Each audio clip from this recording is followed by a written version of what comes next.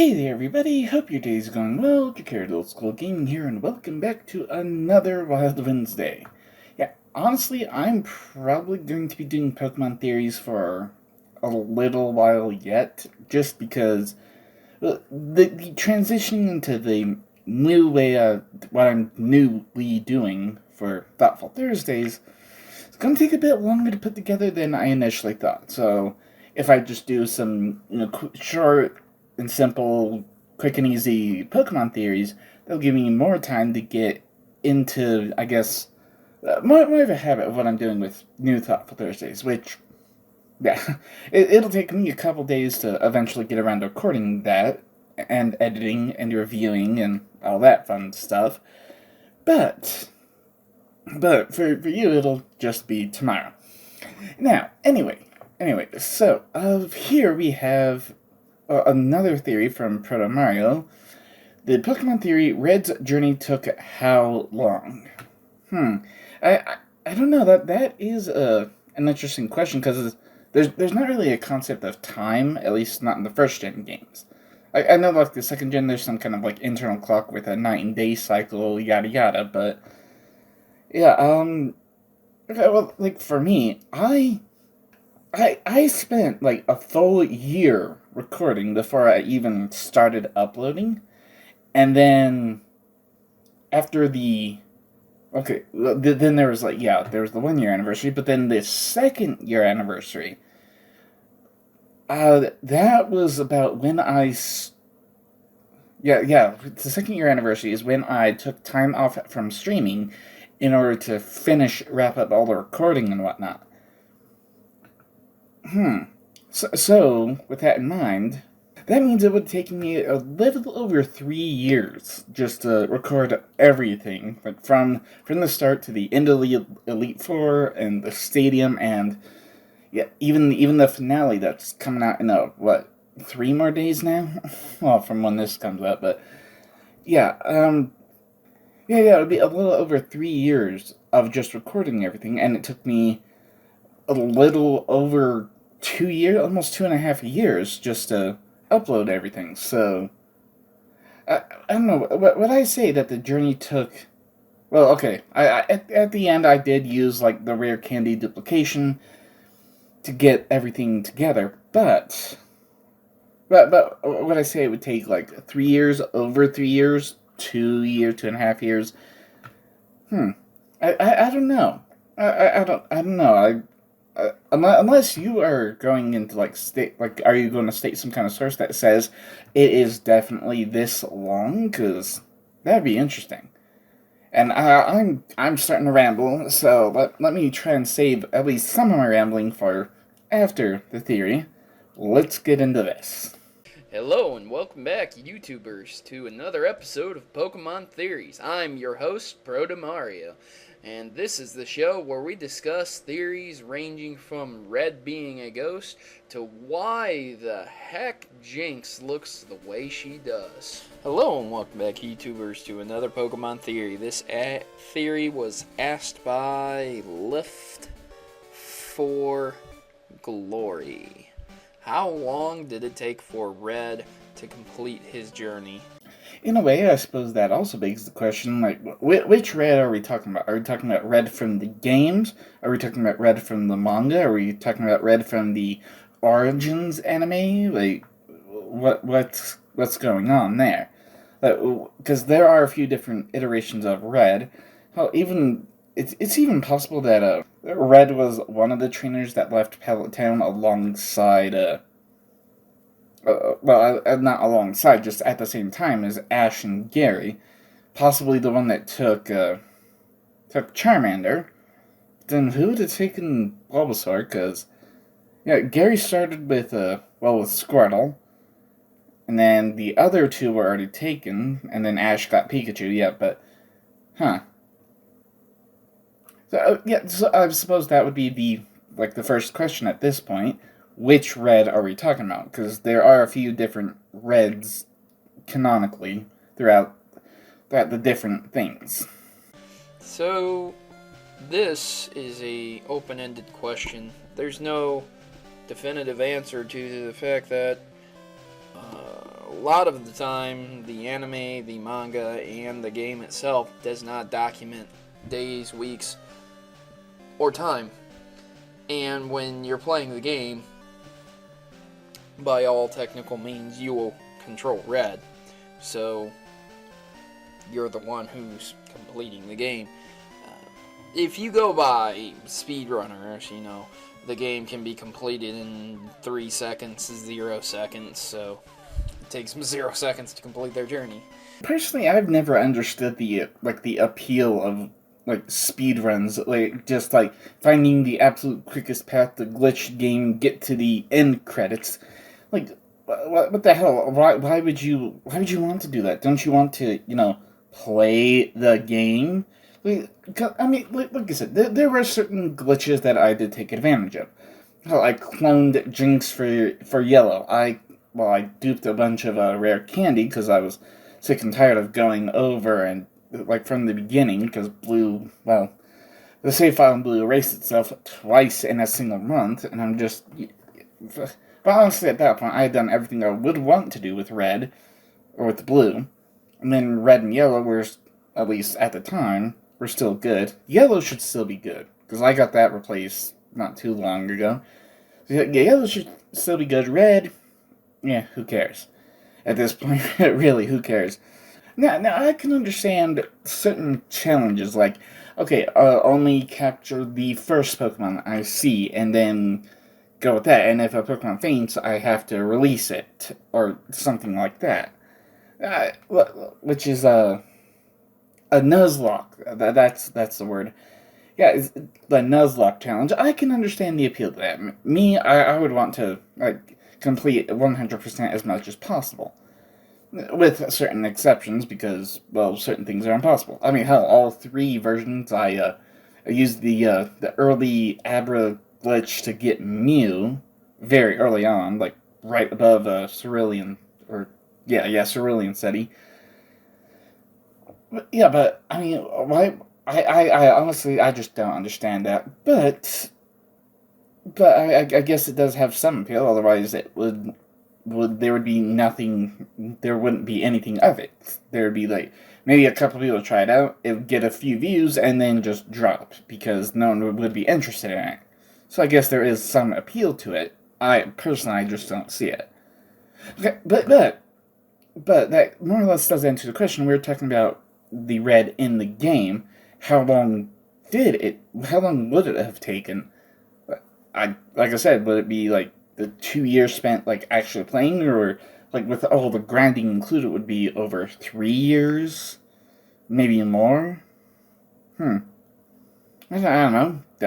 Do you have any theories, any ideas? But a more realistic scenario would be something similar to getting all the badges, defeating the Poké League, and becoming the champion, right? So, the more realistic scenario would be that it would take roughly 4 hours to complete their journey from start to finish, doing a speedrun. Okay, so you mean a speedrun without taking advantage of any glitches. Probably without Nuzlocke as well, because it's just enter a certain area. I am very specifically looking for this very specific Pokemon, because I need a perfect team of 6 in order to complete my journey.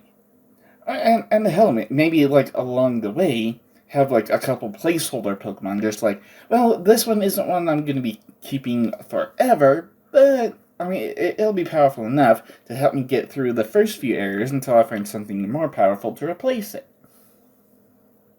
Okay, so about 4 hours? That's... I don't know, it seems... That definitely seems kind of short. I mean, maybe not in game standards, but if we're talking about, Red as just a pixelated character in the game, then yeah, maybe 4 hours, but... taking time to actually do everything, I think it would be a little more than 4 hours, even with, an ultimate team of 6. Alright, and if we're talking about Red as, maybe not a pixelated person, how long would it take a person, they would definitely be a lot more than 4 hours going from one city to another, and, through an underground cavern into another city, and then like, okay, the underground path, obviously, it's like, man-made, it's not natural, so obviously that's not going to take too long to just go down and over, then back up. But still, it would take a while to, like, cover a decent distance, especially, like in the real world, yes, cities are essentially, like, certain city lines are essentially right next to each other, and it's like, wait, hold on, if I step 10 feet in this direction, I'm in a different city, but I'm still looking at the same exact scenery. Yeah, yes, some of the city lines are ridiculous, but, like, normally, like, the distance between one city to another, or at least one city area to another, or, maybe I shouldn't say city, one metro area, from one metro area to another, there is a significant distance, even driving, and, or bicycling, I should say, for the first gen games. Yeah, whether you're bicycling or walking, it would take a long time to especially go from one city to the next when there's a large space in between. But maybe that's just the way I see things. And just regular everyday people, probably 6 to 8 hours. So more or less than 1 day to complete his journey, raising his Pokemon up, evolving them into the maximum level. And yes, those gym battles and things like that may be tiring and exhausting, but again, it only took less than a day for him to go around all over the place and complete his journey. I don't know about that. I'm a little skeptical on less than a day to complete the journey from, like, gathering the handful of Pokemon to reaching the end. Well, okay, like in the games, yeah, but are we talking about Red as just a pixelated character, or are we, like, trying to, like, go, like, I don't know, how long would it actually take in real world time? I mean, he really didn't walk that far. Mount Moon really wasn't a mountain. You barely scratched the surface. I mean, of course, you didn't go that deep, but again, you didn't really go through a mountain. So, if you go by the grid-like pattern and how far away the towns are from each other, they really aren't that far away from each other, and you really don't walk that far. So, it takes less than a day for Red to complete his journey. Okay, then, like, what about Viridian Forest? Because, I mean, you said, like, going by the grid pattern of the game, which, I mean, yeah, you can kind of sort of see, like, almost where the grid lines are, kind of. It can be a little easy to tell in certain areas, but harder to tell in other areas, like hell, inside Mount Moon. You can kind of tell, but only while moving. If you're holding still, it's just everything kind of blends together. At least for me. But the question comes in, what about Viridian Forest? Because, I mean, like, if you step up to the building that kind of covers Viridian Forest, it's like you initially enter a tiny little room, then you go into this massive forest area, and then at the other end, you go into another tiny room, and finally exit the other side. But, like, if initially starting the game, when you just get up to it, you can actually see the other side of the building. You can see where it exits. And also when like coming back, once you get the cut in what the hell, Vermilion City, the SSM. Once you get cut, and then you can make your way down the other side, which would be like just east of Viridian Forest. You can make your way, like, essentially from Pewter City back to Viridian City in no time at all. Whereas, like, going through the maze that is the Viridian Forest takes quite a bit longer. So I think there might be some I don't know, either Doctor Who science or something else going on, because that is quite the difference, especially, like, if you take into consideration travel time. But what if that statement itself weren't exactly true? You see, what defeats this is that Red has a Pokemon known as Espeon. And Espeon is a Pokemon that is not able to be obtained in Kanto region. due to the fact that evolving through happiness did not occur until Generation 2, and Red, of course, was in the original Generation 1. So, when you encounter them in Generation 2, what happened? Okay, so you're talking about the the encounter on the mountaintop at the end of the second gen games. Okay, so he gets an Espeon because technically those Pokemon did exist. I mean, hell, even the very first episode of the anime, Ho-Oh is flying over Ash and Pikachu into a rainbow. And technically, Ho-Oh was not registered in the Pokedex. In fact, the Pokedex itself says that there are many different species of Pokemon, not all of them have been registered. So, initially, I think initially what the plan for Pokemon was, okay, here's the Kanto region, here's the Johto region, that's going to be the end of it. But due to massive popularity, it expanded into something much, much more. So that way, when at the end of the second gen game, encountering the original trainer from the original game, it's like, oh hey, by the way, this original trainer has an Espeon, because Espeon technically always existed. In a way. I mean how even like certain pre-evolutions, like Pichu, Cleffa, what the hell is Jinx's pre-evolution? Smoochums? There's a few.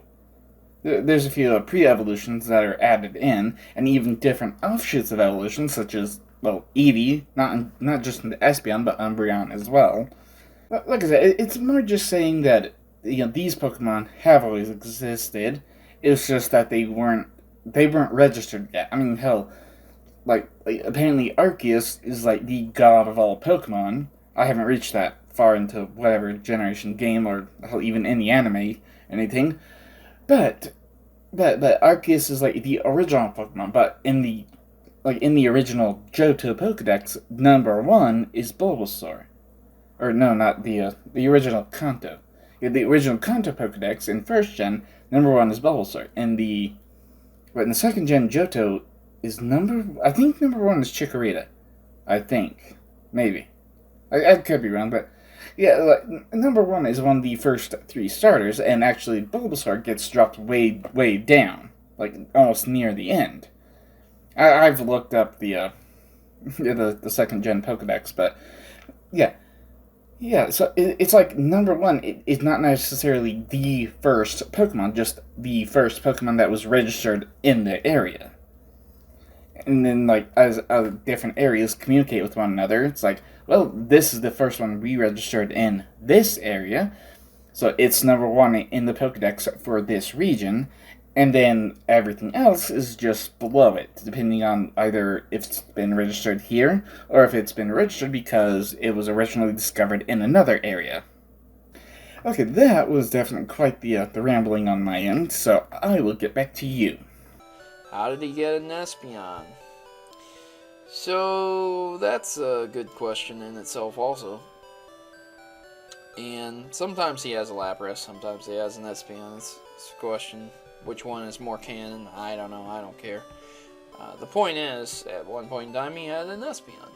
So that would require him an extensive amount of training to get his Eevee happy enough to evolve.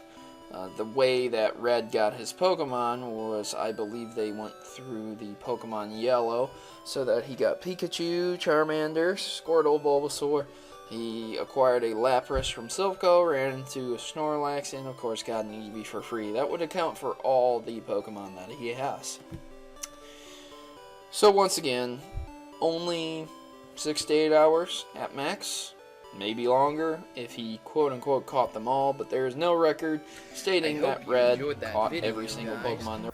Okay, I'm going to have to end it there. I do not know what happened, but it looks like your end card, or your end monologue that you would put on the end of your videos, overlapped with what you were trying to say with the Pokemon theory. It happens, and yeah, it's unfortunate, but sometimes it does happen. So, apparently there is no official record of Red catching them all. Hell, fair enough. It takes It takes a lot of work. I was trying to do it with 3, nearly succeeded if, well, blue battery hadn't up and died on me. Ugh. Yeah. Yeah, so like 4 to 6 hours to travel an entire region. I wouldn't say that. I would say that Celadon is definitely like the big city, and maybe like all the other places are just little towns, with maybe Fuchsia definitely being the next biggest town, and everywhere else just being like a few people live here, but like maybe they've set up a home here, and this is where they live, but only a handful of people live here. They have to like constantly go out to the main city for supplies, and then bring them home. Kind of like a frontier land, so to speak, because like this is definitely the beginning of the overall Pokemon journey, and people are just like settling up or setting up settlements, and that's essentially what they are. They are just settlements. I mean, there are definitely certain established buildings, such as most of Celadon City. Like maybe the outskirts of Celadon would be like, just like okay, a few brand new housing, but that's it. And then let's see, Pewter City would have the well, not just the gym, but the museum as well. And hell, maybe that's how like certain places get established. It's just like okay, here's like where someone famous set their place up, and they built like a gym around their home, and now they like communicate and challenge trainers in order to see like who's doing the best in this more or less newfound world of Pokemon. Yeah, but okay, that's not what we're getting into here. That's not what the theory is about. The theory is about how long Red took in the journey. I don't know, 6 to 8 hours to travel that far and do that much without rest, without resting the Pokemon. Hell, you even said that it would be an exhaustive journey, that the Pokemon would be exhausted. That's borderline animal cruelty there. I don't know. Honestly, I would say it would take at least a month for like an actual person to travel between 8 different settlements, well, including some major cities. Yeah, like 8 different regions, 8 different areas. It would take at least a month, if not 2. But that's like a flesh and blood person. The pixelated thing, yeah, like if you know exactly which Pokemon you want to catch and where you want to catch them and how you want to train them and what TMs you want to give them, what TMs, what HMs. If you know exactly what you want and where you want it, then that's one thing. Honestly, that's the only way I could see like the game taking like 8 or more hours just to defeat it. Yeah, I've got quite a ways to go to get the Thoughtful Thursday together, and yeah, honestly, it might take me a little while, but hey, at least I got this one. Editing it together usually doesn't take that long, so yeah, I've got to get that going, and I will see you there. I'll see you in the next one, whatever it might be. Now, if you have any ideas for a Wild Whimsy commentary, put it in the comment section down below. I'll give it a quick look and possibly do a Wild Whimsy on it sometime in the future. I will see you there. Thank you so much for watching. Don't forget to smash the like button, subscribe if you haven't, hit that bell so you can always be notified whenever I upload another video, and as always, have fun.